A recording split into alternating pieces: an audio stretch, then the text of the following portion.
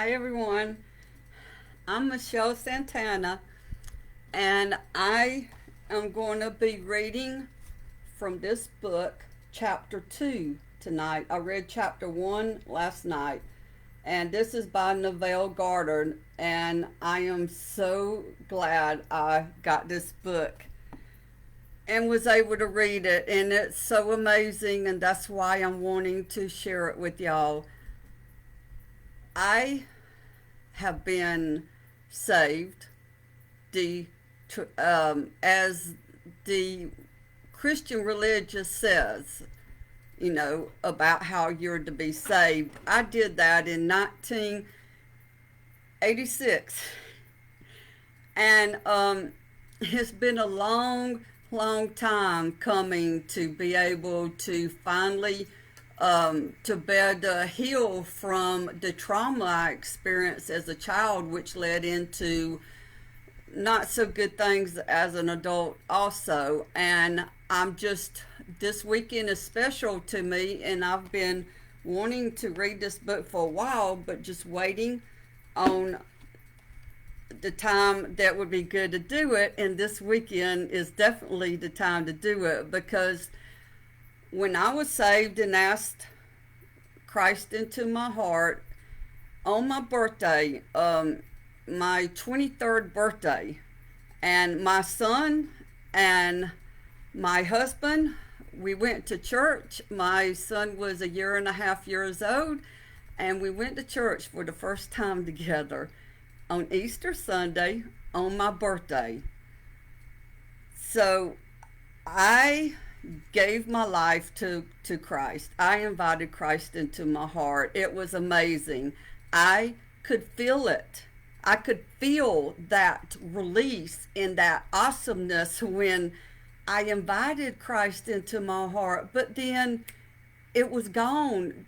When I walked out of the church, I was on the high for like probably the rest of that day, you know. But it's been a long time coming, and this book tells me why.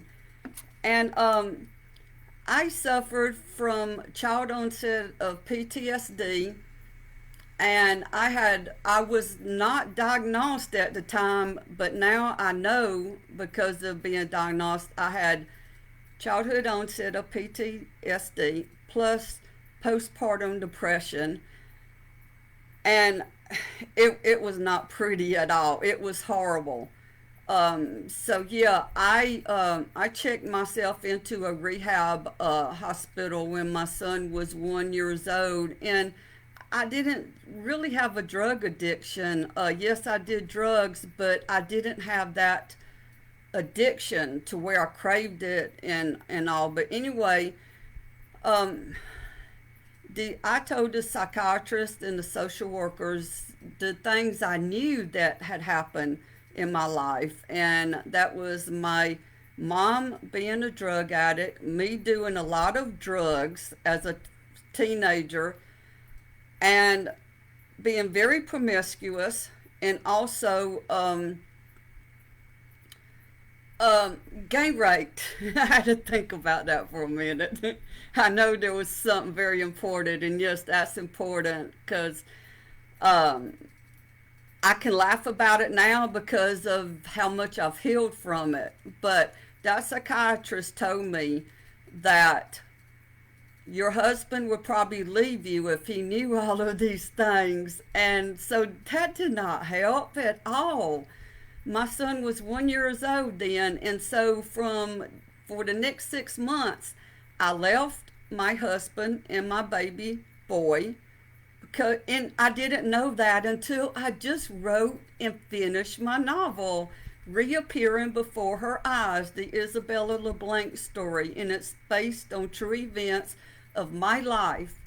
And now I know why I left. Hell, the psychiatrist told me he's going to leave if he finds out. And I thought, well, hell, I'm going to leave before he leaves me. So, yeah, I left, and it was not a pretty thing. You can read all about it in my book, but I came back That was very difficult going back to my husband after I had left. He did not want me back, but eventually he did, thank God. But anyway, so that's 6 months after I was in the hospital. We ended up in church, but I suffered so much, and now I know why. And thank God it's okay now because I've recovered, I have healed, and I am no victim of nothing I experienced. I am not no victim, and that's the one of the biggest freeing moments I came to when I realized I am not a victim. So I'm going to start reading chapter 2, sleep. This chapter is amazing. It is so awesome. Sleep, the life that occupies 1/3 of our stay on earth. It is the natural door into the subconscious. Remember, the subconscious is the female in us, and the consciousness is the male. So it is with sleep that we are now concerned. The conscious 2/3 of our life on earth is measured by the degree of attention we give our sleep. Our understanding of and delight in what sleep has to bestow will cause us, night after night, to sit out for it as though we were keeping an appointment with a lover. In a dream, in a vision of the night, when deep sleep falleth upon men, and slumbering upon the bed, then he openeth the ears of men and sealeth their instructions. Job 33. It is in sleep and in prayer, a state akin to sleep, that man enters the subconscious to make his impressions and receive his instructions. In these states, the conscious and subconscious are creatively joined. The male and female become one flesh. Sleep is the time when the male or conscious mind turns from the world of sense to seek its lover or subconscious self. This is so cool. This was like, wow, when I read this. The subconscious, unlike the woman of the world who marries her husband to change him, has no desire to change the conscious, waking state, but loves it as it is and faithfully reproduces its likeness in the outer world or form. The conditions and events of your life are your children, formed from the modes of your subconscious impressions in sleep. They are made in the image and likeness of your innermost feeling, that they may reveal you to yourself, as in heaven, so on earth, as in the subconscious, so on earth. Whatever you have in consciousness as you go to sleep is the measure of your expression in the waking 2/3 of your life on earth. Nothing stops you from realizing your objective, save your failure to feel that you are already that which you wish to be, or that you are already in possession of the things sought. Your subconscious gives form to your desires only when you feel your wish fulfilled. The unconsciousness of sleep is the normal state of subconscious, because all things come from within yourself, and your conception of yourself determines that which comes. You should always feel the wish fulfilled before you drop off to sleep. This is very important, y'all. I've come to realize you never draw out of the deep of yourself that which you want. You always draw that which you are, and you are that which you feel yourself to be, as well as that which you feel as true to others. To be realized, then, the wish must be resolved into the feeling of being or having or witnessing the state sought. This is accomplished by assuming the feeling of the wish fulfilled, the feeling which comes in response to the question, how would I feel were my wish realized?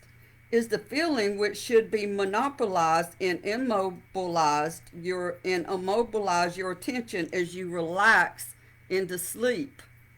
You must be in the consciousness of being or having that which you want to be or to have before you drop off to sleep. This is awesome. Once asleep, man has no freedom of choice. His entire slumber is dominated by his last waking concept of self. It follows, therefore, that he should always assume the feeling of accomplishment and satisfaction before he retires to sleep. You can't go to sleep with your thoughts full of sadness, anger, depression, fear, because if you do, all this that this book is talking about, you're going to bring more into your life, exactly what you're thinking about before you go off to sleep. Just throwing that in there. Okay,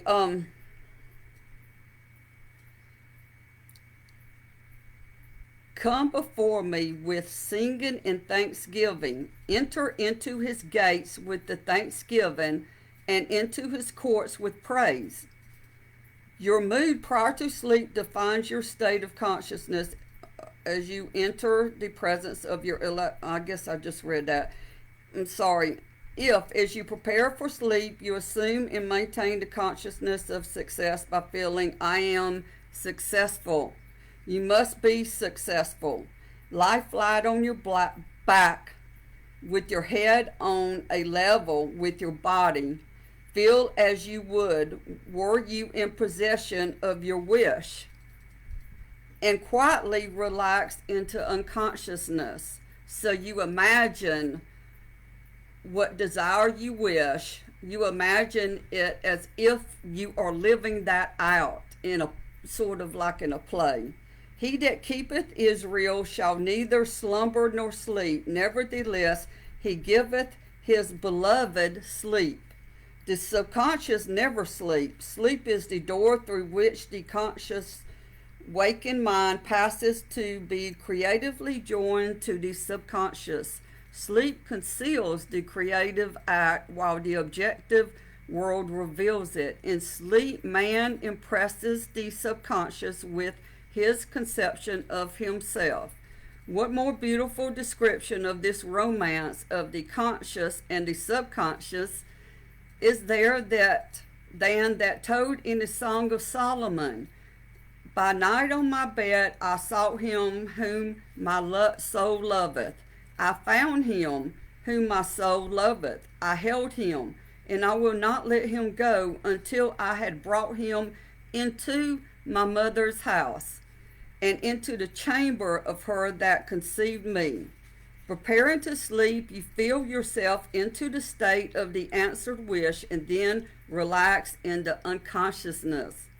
Your realized wish is he whom you seek.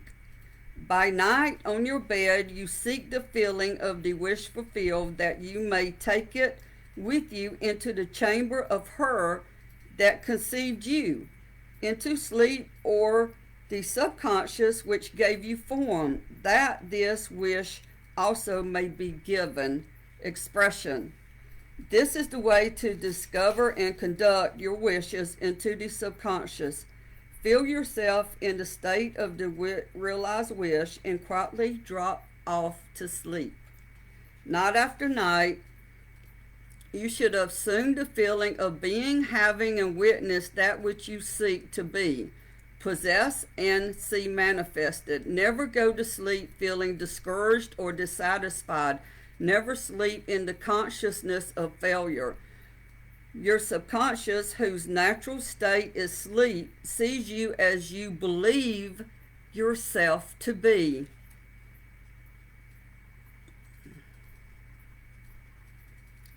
Okay, hold on a minute. I lost my place.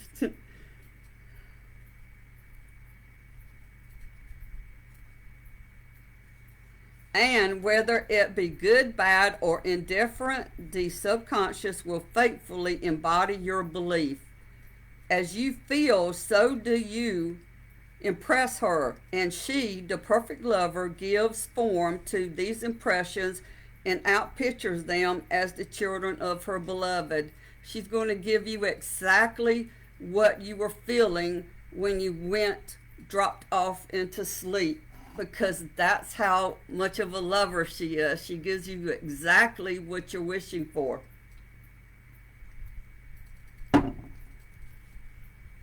Thy art all fair, my love, there is no spot in thee, is the attitude of mind to adopt before dropping off to sleep. Disregard appearances and feel that things are as you wish them to be, for he calleth things that are not seen as though they were, and the unseen becomes seen.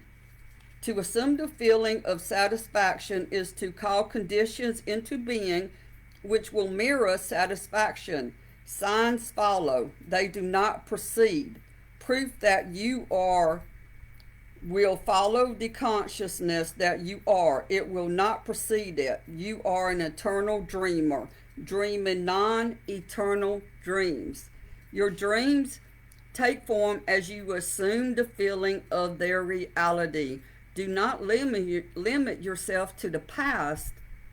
We got to get past our past, y'all. Knowing that nothing is impossible to consciousness, begin to imagine states beyond the experience of the past. Whatever the mind of man can imagine, man can realize. All objective, visible states were first subjected, invisible states, and you call them into visible by assuming the feeling of their reality. The creative process is first imagining and then believing the state imagined. Always imagine and expect the best. The world cannot change until you change your conception of it. As within, so without. Nations as well as people are only what you believe them to be. No matter what the problem is, no matter where it is, no matter whom it concerns, you have no one to change but yourself. That was my biggest victory, is to thinking I need everybody else to change in order for my life to be good. It don't work that way, y'all. No matter whom it concerns, you have no one to change but yourself, and you have neither opponent nor helper in bringing about the change within yourself. You have nothing to do but convince yourself of the truth of that which you desire to see manifested. As soon as you succeed in convincing yourself in the reality of the state sought, results follow to confirm your fixed belief. You never suggest to another the state which you desire to see him express. Instead, you convince yourself that he is already that which you desire him to be. Realization of your wish is accomplished by assuming the feeling of the wish fulfilled. You cannot fail unless you fail to convince yourself of the reality of your wish. A change of belief is confirmed by a change of expression. Every night as you drop off to sleep, feel satisfied, spotless, for your subjective lover always forms the objective world in the image and likeness of your conception of it. The conception defined by your feeling. The wakened 2/3 of your life on earth ever corroborates or bears witness to your subconscious impressions. The actions and events of the day are effects. They are not causes. Free will is only freedom of choice. Choose ye this day whom you shall serve. Is your freedom to choose the kind of mood you assume, but the expression of the mood is the secret of the subconscious. The subconscious receives impressions only through the feelings of man, and in a way known only to itself gives these impressions form and expression. The actions of man are determined by his subconscious impressions. His illusion of free will His belief in freedom of action is but ignorance of the causes which make him act. He thinks himself free because he has forgotten the link between himself and the event. Man awake is under compulsion to express his subconscious impressions. If in the past he unwisely impressed himself, then let him begin to change his thought and feeling. For only as he does, so will he change his world. Do not waste one moment in regret, for to think feelingly of the mistakes of the past is to reinfect yourself. Let the dead bury the dead. Turn from appearances and assume the feeling that would be yours were you already the one you wish to be. Feeling a state produces that state. The part of you play on the world stage is determined by conception of yourself. By feeling your wish fulfilled and quietly relaxing into sleep, you cast yourself in a star role to be played on earth tomorrow. Ain't that cool? And while asleep, you are rehearsed and instructed in your part. The acceptance of the end automatically wills the means realization. Make no mistake about this. If, as you prepare for sleep, you do not consciously feel yourself into the state of the answered wish, then you will take with you into the chamber of her who conceived you the sum total of reactions and feelings of the waking day. And while you sleep, you will be instructed in the manner in which they will be expressed tomorrow. You will rise believing that you are a free agent, not realizing that every action and event of the day is predetermined by your concept of self as you fell asleep. Your only freedom then is your freedom of reaction. You are free to choose how you feel and react to the day's drama, but the drama, the actions, events, and circumstances of the day have already been determined. Unless you consciously and purposely define the attitude of mind with which you go to sleep, you unconsciously go to sleep in the composite attitude of mind made up of all feelings and reactions of the day.